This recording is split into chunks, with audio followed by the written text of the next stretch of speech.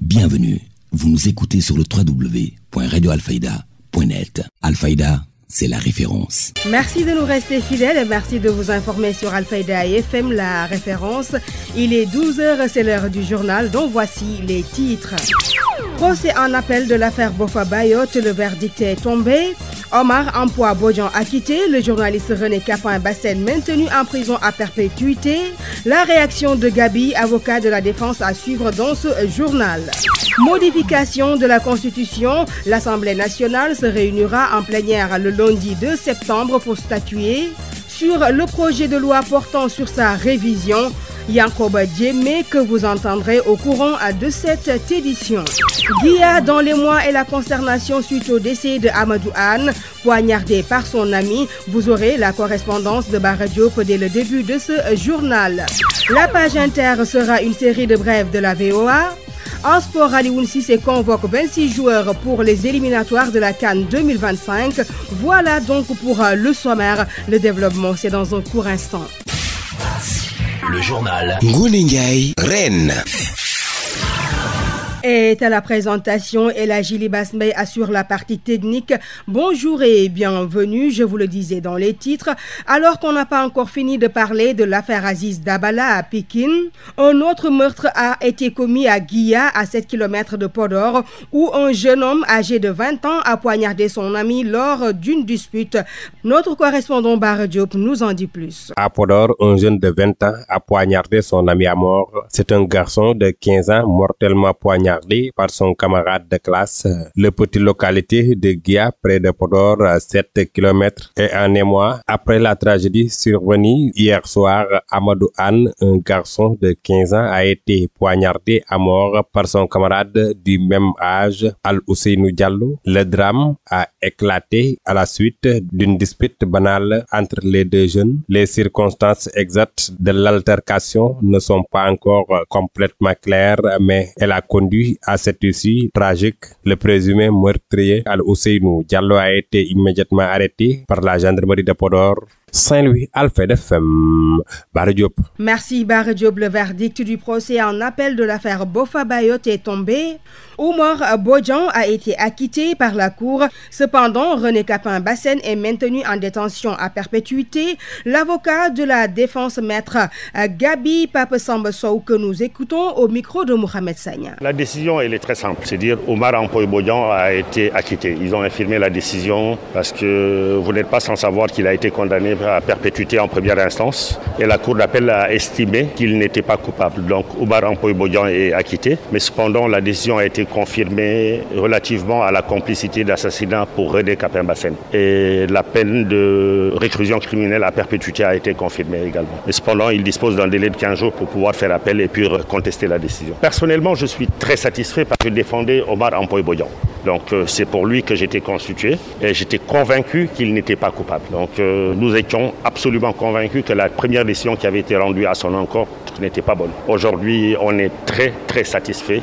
C'est dommage pour René Capain-Bassène, mais nous, pour notre côté, nous sommes satisfaits de la décision. Bon, en fait, ce qui reste pour lui, c'est le pourvoi en cassation. Et il va falloir que l'on puisse avoir la motivation de la Cour relativement à la décision qui a été rendue pour apprécier de l'opportunité d'introduire un pourvoi en cassation. Mais on attendra. Peut-être la décision sera disponible dans les prochains jours. La famille du journaliste René Capain-Bassène se dit déçue de ce verdict. Son frère Nicolas Bassène portait leur parole. Le voici toujours au micro de Mohamed Sagna. C'est un sentiment de déception totale. Comme à la première instance, le jugement de première instance, le verdict de première instance, c'est un sentiment encore de désolation. Parce que je pense que notre justice jusqu'à présent écoute mais n'entend pas. Et en matière criminelle, c'est la preuve tangible. En première instance comme en deuxième instance, malheureusement, aucune preuve tangible n'a été agitée. Seulement que des suppositions basées sur des mails. Et il est clair, même si tu n'es pas un expert informatique, que mail, quand on a le mot de passe, on peut le manipuler à sa guise. Pourquoi? Si réellement il voulait que l'éclatement, la vérité jaillisse. Il était très simple. Sécuriser la boîte mail. Le jour du procès, venir projeter les mails. Mais couper des mails et les mails circulaires, pour que vous voyez là, c'est illogique. C'est une tentative progressive de tuer une personne parce qu'elle est jeune. Ce verdict, encore une fois, n'honore pas encore la justice et nous prouve à suffisance qu'il y a encore des magistrats, alors où nous parlons du Djoubal Djoubanti, qui sont à la traîne. L'appel relève de René et de ses conseillers. Donc je ne peux absolument vous dire qu'on fera appel ou pas. Je vais d'abord aller voir sur quel état psychologique se trouve mon frère avant qu'on puisse parler d'appel ou non. Vous nous suivez toujours sur les ondes de la référence. L'info se poursuit. Vous suivez le journal. À présent, la partie consacrée à l'actualité politique, venue représenter le gouvernement lors de l'ouverture de la session extraordinaire, Yankoba Diémé a salué le démarrage des travaux avant d'annoncer que l'Assemblée nationale se réunira le 2 septembre en plénière. Et c'est pour statuer sur le projet de loi de révision de la Constitution.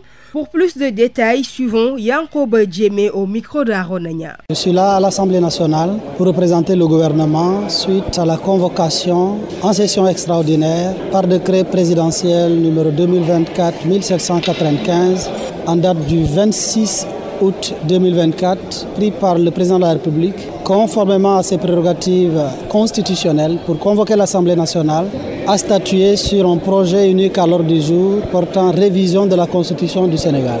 Je vais me limiter aujourd'hui sur la forme pour dire qu'effectivement, ce matin, le président de l'Assemblée nationale, après avoir constaté l'atteinte du quorum, suite à la présence de 98 députés, a ouvert la session et, comme le veut la tradition, aussitôt levé la séance pour la réunion de la conférence des présidents, à laquelle également j'ai pris part au nom du gouvernement du Sénégal, en ma qualité de ministre en charge des relations avec les institutions.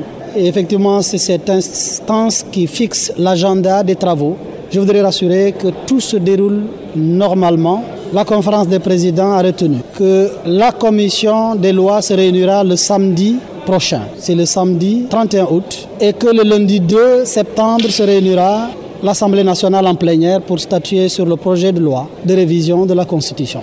Et telle est l'économie de mes propos du jour, et en préférant me limiter à la forme. Et j'informe que le ministre de la Justice prendra part aux travaux de la commission des lois et aux plénières. Mais pour le moment, c'est le ministre en charge des relations avec les institutions qui représente le gouvernement pour l'ouverture de la session et les formalités relatives à la construction de l'agenda des travaux. Yankoba Diémé, Amadou Abba également, député de Yewwi Askan Wi, estime que rien ne pourrait s'opposer à la tenue de cette session, précisant également que l'Assemblée nationale n'a ni le pouvoir ni les moyens de bloquer la convocation du président de la République et que la majorité ne peut juridiquement ni différer ni rejeter l'examen de cette révision. Ainsi, elle est contrainte de suivre le processus. Amadou Ba, que nous écoutons là-dessus. C'est la procédure normale. On a été réunis en plénière pour constater qu'il y avait un quorum, que le quorum était atteint, pour pouvoir ouvrir la session extraordinaire. Maintenant, c'est à la conférence des présidents qui est en train de se réunir qui va déterminer le calendrier. En tout état de cause, l'Assemblée a 15 jours pour examiner la proposition, le projet de révision de la Constitution soumis par le président de la République. Donc nous pensons que les travaux vont se dérouler dans la sérénité. Oui, mais déjà, c'était dans le projet. Vous savez, quand un président de la République applique son projet politique, le programme politique qu'il avait soumis au peuple sénégalais, je pense qu'il n'y a rien de plus normal. C'était dans le projet, c'était connu et puis c'était quelque chose de très partagé par l'ensemble de la classe politique. Si vous regardez bien dans le programme de tous les candidats, vous n'y verrez jamais ou très rarement de candidats qui proposent le maintien de ces institutions. Maintenant, il n'y a rien d'exceptionnel lorsque le président applique des points de son programme. Je pense qu'il n'est pas nécessaire d'en faire tout un problème ou toute une histoire. Ce n'est pas une question politique, de règlement politique ou de tactique ou de stratégie politique. Je pense qu'il y a une question de rationalisation des finances publiques. Avant d'initier la loi de finances, il serait intéressant qu'on supprime quand même ces deux institutions pour pouvoir allouer dans la loi de finances les fonds qui étaient destinés à ces programmes. Donc qu'on les supprime aujourd'hui, je pense qu'il n'y a rien de plus normal. Ababacar Abba Mbaye, député Taxawu Sénégal sur le fond, n'apprécie pas le décret pris par le chef de l'État pour la dissolution du Haut Conseil des collectivités territoriales et le Conseil économique, social et environnemental qui fait l'objet d'une convocation. Ababacar Abba Mbaye, que nous suivons ses explications. Comme vous l'avez dit, c'est une session extraordinaire convoquée par le président de la République. Mais vous voyez, le texte est assez vide. On nous parle de pragmatisme institutionnel, on nous parle d'économie de coûts. Et le fond du texte, c'est juste que le Conseil économique social a été supprimé, le Haut Conseil a été supprimé. Mais ce qu'on ne sait pas, c'est qu'est-ce que vous nous proposez. Ce qui se passe est la preuve que le Sénégal n'est pas encore une grande démocratie. Une grande démocratie, c'est une démocratie qui assure la stabilité de ses institutions. Dans toutes les grandes démocraties, les institutions ont été stabilisées. Aujourd'hui, on nous montre encore que juste ce qui se passe, c'est qu'à chaque régime, ces institutions. Nous ne voulons pas des institutions du projet, nous voulons des institutions du Sénégal. D'où l'importance qu'il y a à nous dire vers quoi on va aller, qu'est-ce qu'on va nous mettre en place comme institution, et on va en discuter, on va débattre pour savoir est-ce que ce qui va arriver nous convient ou pas. Tu ne peux pas nous prouver que ce que va nous ramener est meilleur que ce qu'on a enlevé. Il y a des débats par rapport à nos institutions pour me dire que est-ce qu'on peut garder au Conseil alors que les collectivités sont en grève depuis 2 ans. Mais non, on peut les garder. C'est une chambre des territoires qu'on peut améliorer. Le Conseil économique social, on peut l'améliorer dans son organisation, dans son fonctionnement, dans le choix de ses membres, plus de transparence, plus de démocratie. Mais aujourd'hui, venez nous dire de les supprimer parce que c'est une manœuvre politique assez diabolique. Je pense que c'est pas la vie institutionnelle que nous voulons. Ça montre que le Sénégal n'est pas une grande démocratie. On est juste une démocratie électorale et c'est assez regrettable aujourd'hui. Mais aujourd'hui, par cohérence, nous, lorsqu'on était dans Yéwi, on avait 3 hauts conseillers à l'époque. Mais quand Yéwi nous a demandé de les sacrifier et de dire non aux hauts conseils, on les a dit non. Donc aujourd'hui, le fait n'est pas d'être un débat de Beno ou de voter contre ou pas. La question, c'est aujourd'hui de se poser quel type d'institution nous voulons et quel type d'institution on va nous ramener. Donc on nous demande, nous, de nettoyer de faire le boulot. Ok,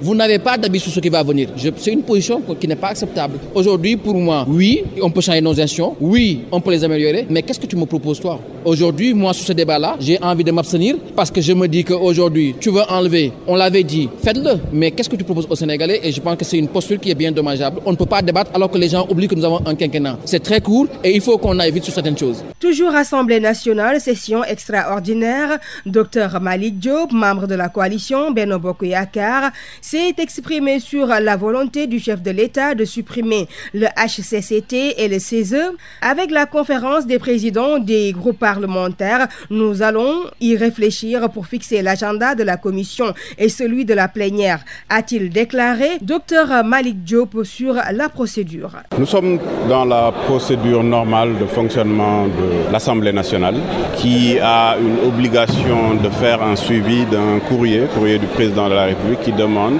la session extraordinaire, ce qui est tout à fait normal dans le cadre du fonctionnement de l'administration et de l'Assemblée nationale. Nous avons réuni le bureau qui a validé et qui l'a envoyé au niveau de la plénière. Donc là, on a l'ouverture de la session extraordinaire qui se fait de droit. Et maintenant, après cela, on va réunir la conférence des présidents pour étudier l'agenda qui va suivre. La présence de députés, c'est une obligation. Un député, quand il y a une session, doit être présent. Donc la présence ne se fait pas à l'aune de tel ou tel sujet. Un député, comme nous autres en tout cas, ce qui nous amène, c'est quel que soit le sujet, nous soyons présents. Cette position se prendra lors de la session. Ce n'est pas une position qu'on dit comme ça se prend lors de la session. Ce qui est le fonctionnement normal de l'administration publique. Moi, je suis là parce que je suis toujours là, parce que je suis un député à l'Assemblée nationale. Ma présence se justifie parce que je suis élu des populations et je dois être là.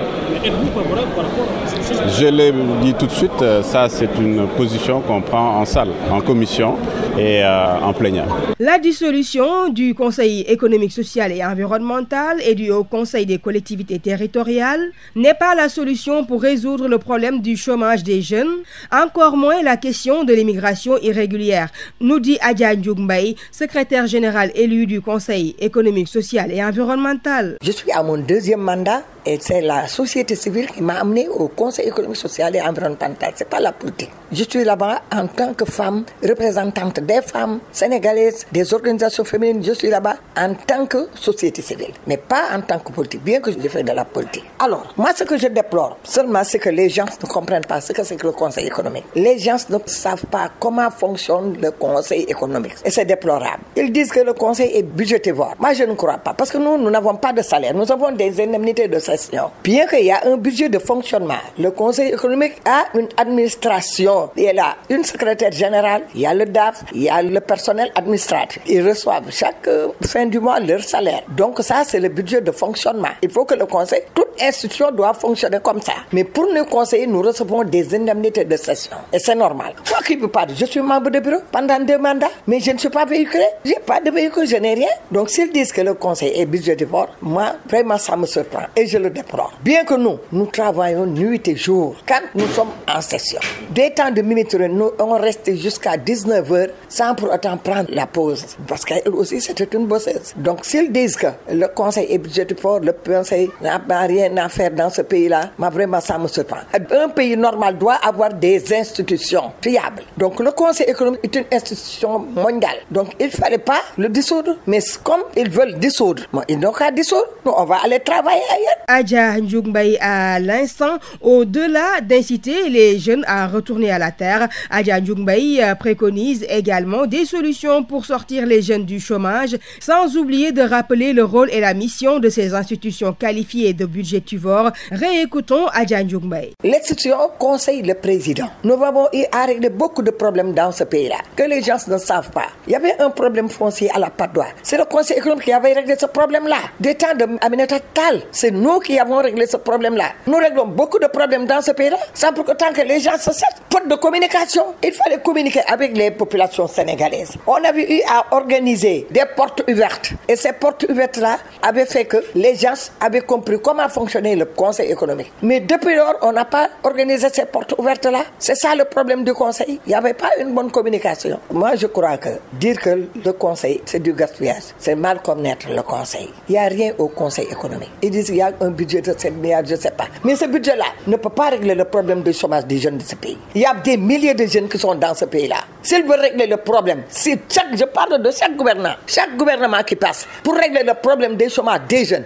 éliminer l'immigration clandestine et les autres agressions et autres, ils n'ont qu'à miser sur l'agriculture. S'ils misent sur l'agriculture, mettre des semences de bonne qualité, de l'engrais, du matériel agricole, des terres aux jeunes, le problème du chômage des jeunes sénégalais sera réglé. Mais tant qu'ils ne misent pas sur l'agriculture et organiser des assises, comme je le dis toujours, ce problème-là du chômage des jeunes ne se réglera jamais. On ne peut pas employer des jeunes toujours dans les bureaux. C'est pas possible. Il y a des jeunes qui ne sont pas diplômés, qui ne sont pas instruits. Donc, il faut que ces jeunes-là aillent travailler dans l'agriculture, comme on le fait nous. Moi, je suis dans l'agriculture. Je suis dans mes champs. Je cultive des champs. Je fais tout. Bien que je suis un peu vieille. Mais il faut que les gens sachent que le problème du Conseil économique ne peut pas régler le problème du chômage des jeunes de ce pays-là. Qu'attendez-vous aux députés? En tout cas, nous sommes sereins. Et nous n'avons rien à regretter. Qu'ils dissouent le Conseil, qu'ils ne le dissouent pas. Vraiment, ça nous laisse au pôle Nord. On va travailler.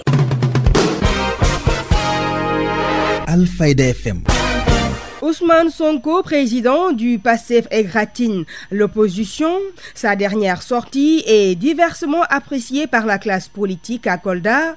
Le gouvernement n'a pas besoin d'état de grâce et que l'opposition, je cite Sakame, ne l'ébranle pas. D'ailleurs, il a appelé à un débat de haut niveau sur le futur du pays. D'ici Sassounlei Kouaté, chargé de communication Diomaye président, il est joint au téléphone par Papa Kadjeli Badji. C'est une sortie très pertinente. Vous savez, d'abord, il y a ce qu'on appelle une déclaration. Ce qui est sûr, le président Ousmane Sonko a fait une déclaration. Sa sortie, c'était une déclaration pour expliquer de façon triangulaire, bien entendu, ou bien en diagonale, tout ce que les gens là, le régime de Macky Sall a eu à faire dans ce pays. Ils ont mis ce pays à genoux. Maintenant, comme l'état des lieux étant fait, l'évaluation étant faite, naturellement, la justice fera son travail. Tous les crimes financiers, je dis bien, tous les crimes financiers, tous les criminels de sang, tous ceux-là qui ont détourné l'argent de ce pays et qui osent avec arrogance faire la bamboula ou bien d'occuper les médias et autres. Là, il l'a si bien dit. Donc, nous pensons que ce qui devait être fait, c'était de faire l'état des lieux et cet état des lieux est déjà fait. Les rapports qui ont épinglé ces gens-là ont été faits sous le règne de Macky Sall. Et souvenez-vous, c'est ce même Macky Sall qui disait qu'il a tous les rapports et qu'il avait mis un coup sur le rapport. Et maintenant, lui étant parti, naturellement remplacé par le président Bassirou Diomaye Diakhar Faye, naturellement, ce sont ces rapports-là qui seront mis sur la la table, qui répondent de leurs actes et responsabilités. Ce sont ces délinquants financiers qui ont accompli le Sénégal. Parce qu'ils avaient à dessein de voir le président Diomaye échouer dès les 10 jours. Malheureusement, comme nous sommes des gens qui connaissent bien l'administration et nous connaissons bien le système du monde des finances, nous avons réussi la campagne agricole, mais aussi nous avons réussi à endiguer la dette qui concerne aussi l'ensemble des dettes, j'allais dire, concernant donc le monde agricole, à savoir les 40 milliards ou 41 milliards. Nous avons aussi payé les 10 milliards de la couverture maladie universelle, mais aussi nous avons balisé d'autres pistes parlant du débat d'idées. Mais naturellement, vous savez, par respect, je dirais seulement cette opposition, mais par respect, ils n'ont pas d'idées. Ils n'ont pas d'idées. Ils pensent que c'est d'avoir 2 à 3 patrons de médias à leur solde qui fait partie de leur gang, parce qu'ils sont dans une bande de délinquants financiers qui portaient à l'époque tout ce qu'ils faisaient. Ils pensent que c'est cette même théorie qui va se poursuivre. Ils se trompent, ils n'ont qu'à déchanter parce que ça ne marchera pas. Nous sommes non seulement dans la conception, nous l'avons déjà fait, nous sommes dans l'opérationnalisation du projet. Du côté de l'opposition, que de la fanfaronnade a tonné un responsable de l'Alliance pour la République, section Kolda. Pour Daoud Sidibé, l'opposition n'est pas dans des débats de caniveau.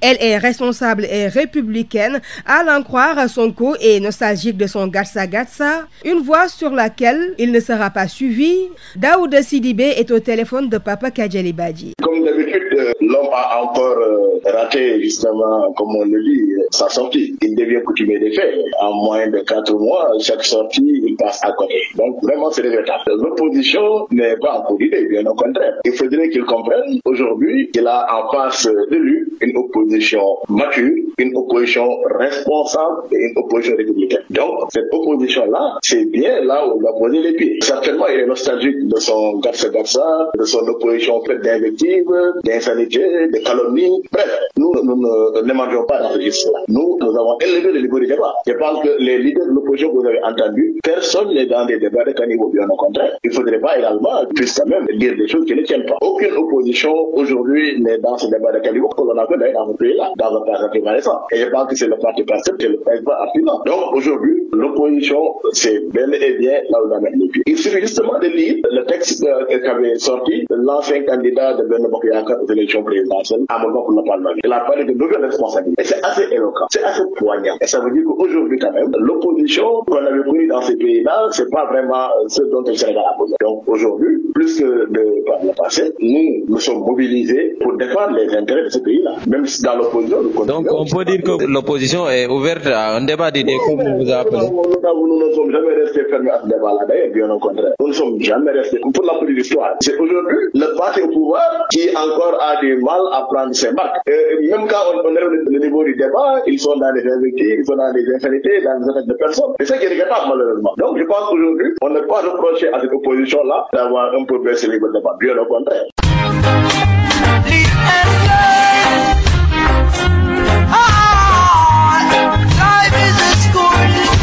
Comme tous les samedis, la rubrique Apprendre autrement, Djangando Tibenen Anam s'intéresse toujours à la dissertation, n'est-ce pas, Ndeifatou Cissé? Une dissertation littéraire, comme tout type de dissertation, comprend 3 grandes parties. Votre rubrique Apprendre ensemble autrement s'intéresse donc ce samedi à la rédaction dans le cadre d'un exercice de dissertation. Une introduction, un développement et une conclusion. Toutes les parties sont importantes. Parce que l'introduction, en général, elle donne la première impression au lecteur, à la personne qui vous corrige. Elle comprend 3 phases, 3 étapes. La première étape, on l'appelle généralement amener le sujet. La deuxième étape, c'est l'étape où on pose le problème. La troisième étape, c'est l'étape où on doit annoncer le plan. C'est-à-dire les différents grands points qui seront traités dans le développement. Pour parler donc de la rédaction dans le cadre d'un sujet de dissertation, nous sommes toujours avec le professeur de lettres modernes, M. Mamoudou Dia. Je vous remercie de l'invitation. Maintenant, amener le sujet, on l'appelle également entrée en matière ou accroche. Mais moi, je préfère plutôt le terme accroche. Parce que la première phrase de l'introduction doit toujours accrocher le correcteur. Maintenant, pour faire une bonne entrée en matière,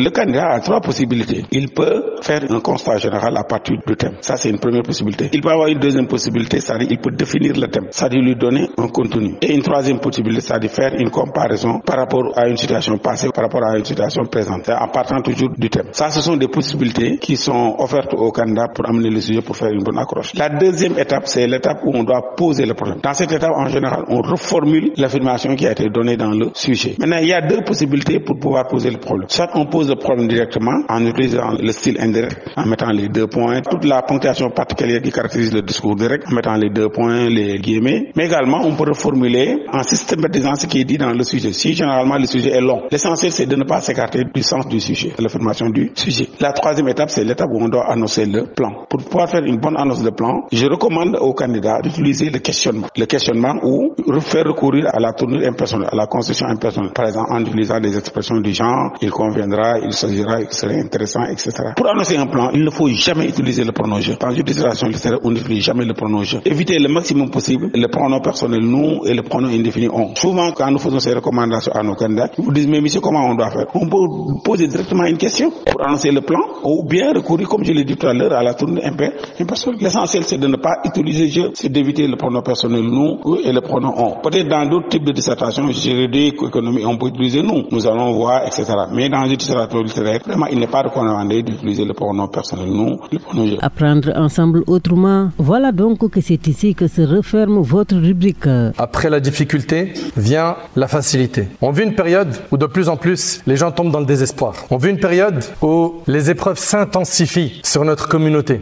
Les épreuves s'intensifient sur nos foyers, nos sociétés. Et nous avons malheureusement des gens de notre communauté, des musulmans et des musulmanes, qui arrivent à dire « ça y est, j'ai plus le moral, je l'ai perdu, j'en peux plus » et ça y est, ils sont au bout de leur vie. Tu te dois de garder espoir en Allah tabarak wa ta'ala et de garder en tête qu'il y a une loi divine qui ne changera jamais, qui est qu'après la difficulté vient la facilité. Après l'épreuve vient la délivrance. Et peu importe la difficulté de l'épreuve que tu endures, sache-le qu'Allah ta'ala a établi comme règle pour les croyants, ses alliés, qu'après la difficulté vient quoi? La facilité.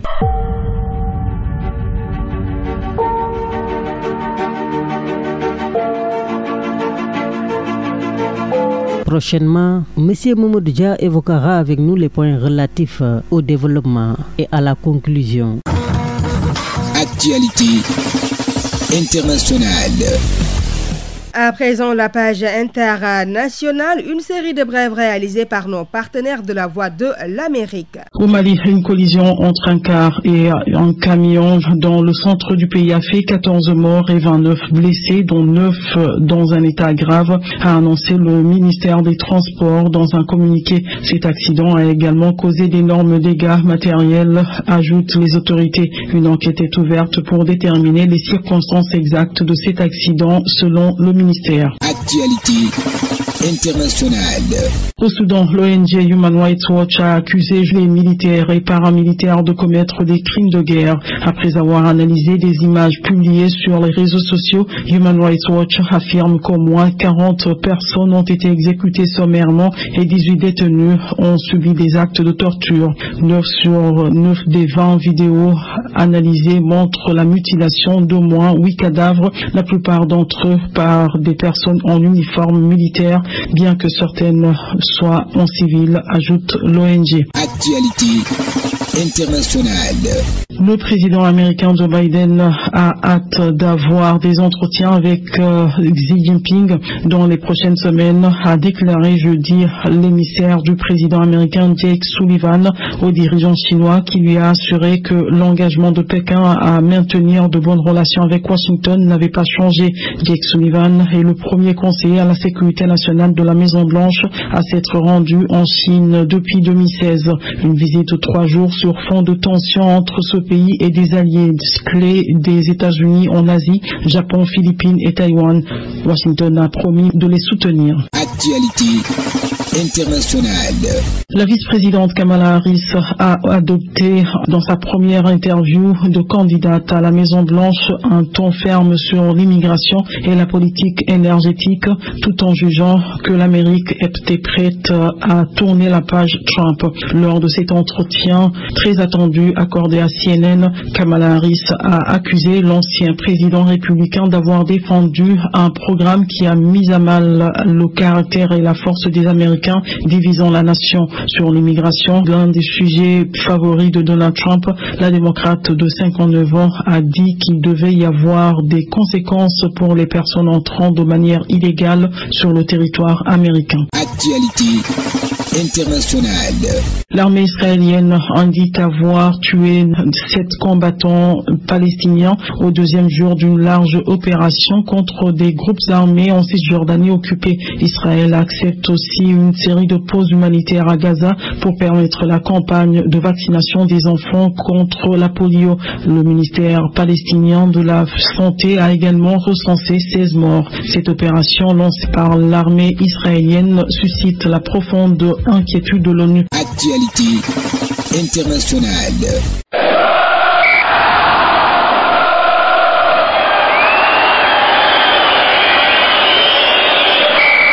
L'actualité sportive. À présent, la page sportive, c'est avec Alioune Badara Diop que nous disons bonjour.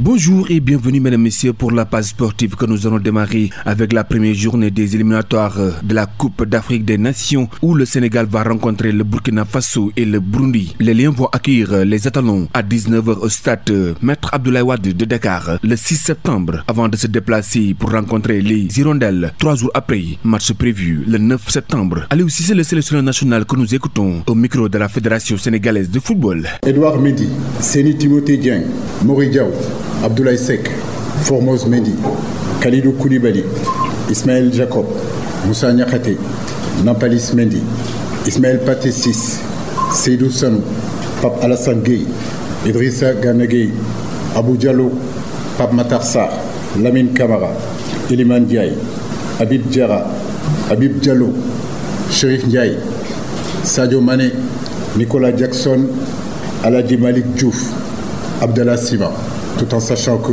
j'attends aussi des nouvelles de certains de nos joueurs ce week-end-là ou peut-être même aujourd'hui parce que peut-être qu'il y aura des défections au niveau de ces 26 jours-là, mais on essaiera de pallier à leur absence en convoquant d'autres joueurs. Brahma Touré, le sélectionneur des Étalons du Burkina Faso, s'est exprimé sur le choc face au Sénégal prévu le 6 septembre prochain à Dakar dans le cadre de la première journée des éliminatoires de la Coupe d'Afrique des Nations de 2025. Expose ses stratégies pour affronter le Sénégal. Manu Koni, médaille d'argent lors des Jeux Olympiques de Paris, sont convoqués pour la première fois en équipe nationale de France pour confronter l'Italie le 6 septembre et la Belgique le 9 septembre. En Ligue des Nations, a annoncé le sélectionneur de la France, Didier Deschamps. À présent, parlons de mercato. Ismaël Jacob va quitter Monaco pour Galatasaray. Grosse surprise dans ces dernières heures du mercato. Ismaël Jacob devrait quitter l'AS Monaco pour la Turquie en Galatasaray selon le journaliste italien Fabrizio Romano. L'AS Monaco et Galatasaray en discussion depuis des jours sont désormais tombés d'accord. 4 ans après son arrivée, Ismaël Jacob va quitter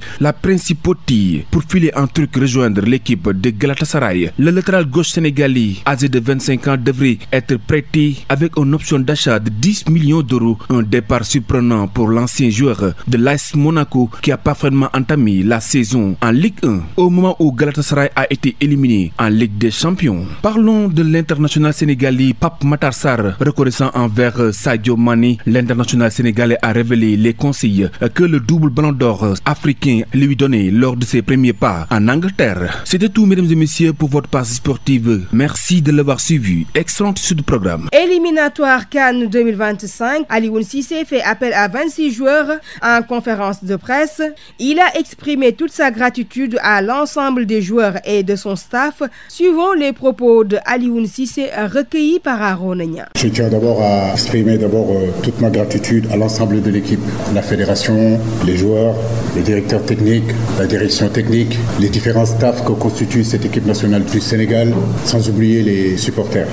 Ces dernières années ont été enrichissantes sur tous les plans avec lui. Sur le plan personnel, ensemble nous avons vécu de grands moments de joie, de succès, mais de moments aussi difficiles qui nous ont permis de grandir et de nous renforcer en tant qu'équipe. Un homme extraordinaire avec qui j'ai eu l'opportunité de collaborer étroitement. Son soutien et son mentorat ont été inestimables et m'ont permis d'être aujourd'hui l'entraîneur que je suis aujourd'hui. Quant à l'avenir, nous lui souhaitons de s'épanouir dans de nouvelles opportunités et de nouveaux défis. J'ai énormément confiance en cette équipe nationale du Sénégal et je suis certain qu'on continuera sur la voie du succès, Inch'Allah. Et souhaiter la bienvenue à Pape Thiaw, qui sera aujourd'hui mon adjoint numéro 1. Sans attendre, je vais vous donner la liste des 26 joueurs convoqués. Il y aura 26 joueurs. Le stage, comme vous le savez, commence lundi à partir de l'après-midi. On aura une séance et puis le reste, on vous donnera les calendriers et quand est-ce qu'on va ouvrir et quand est-ce qu'on n'ouvrira pas. Comme vous le savez, c'est une période un peu difficile, début de saison, où nos joueurs manquent beaucoup de temps de jeu. Certains sont encore à la recherche d'un club. J'ai toujours dit que c'était des moments difficiles pour un sélectionneur. 2 périodes, les mois de juin, fin de saison, et les débuts de saison au mois de septembre. Prenant part aux 2 premières journées des éliminatoires de la CAN Maroc 2025 contre le Burkina Faso et le Burundi, le sélectionneur national rappelle l'importance accordée à ces 2 matchs prévus pour le 6 et le 9 septembre prochain. Cette conférence de presse en réalité tourne autour de ces 2 matchs-là parce que ce sont 2 matchs très importants pour le Sénégal.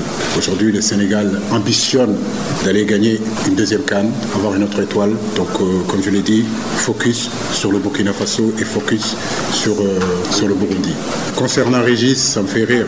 Je pense que pendant 10 ans, il a été critiqué ici. J'ai été critiqué ici sur Régis. Ne l'oubliez pas, parce qu'en réalité, ce poste d'adjoint était un poste qui a été nationalisé.